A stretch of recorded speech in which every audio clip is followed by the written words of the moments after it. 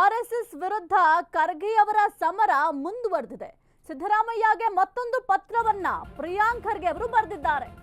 RSS ವಿರುದ್ಧ ಮುಂದುವರೆದ ಖರ್ಗೆ ಸಮರ. ಸಿದ್ದರಾಮಯ್ಯಗೆ ಮತ್ತೊಂದು ಪತ್ರವನ್ನ ಪ್ರಿಯಾಂಕ್ ಖರ್ಗೆ ಅವರು ಬರೆದಿದ್ದಾರೆ.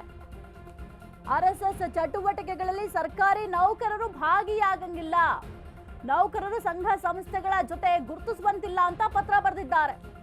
ರಾಜಕೀಯ ಚಟುವಟಿಕೆಯಲ್ಲಿ ಸೇರುವಂತಿಲ್ಲ ಅಂತ ಮತ್ತೊಂದು ಪತ್ರವನ್ನ ಬರೆದಿದ್ದಾರೆ. ಇತ್ತೀಚಿನ ದಿನಗಳಲ್ಲಿ ಈ ನಿಯಮ ಗಾಳಿಗೆ ತೂರಲಾಗಿದೆ, ಇದನ್ನ ಸರಿಪಡಿಸಬೇಕು, ಇದನ್ನ ಕಟ್ಟುನಿಟ್ಟಾಗಿ ನಿಷೇಧ ಮಾಡಬೇಕು ಅಂತ ಪತ್ರದಲ್ಲಿ ಉಲ್ಲೇಖವನ್ನ ಮಾಡಿದ್ದಾರೆ.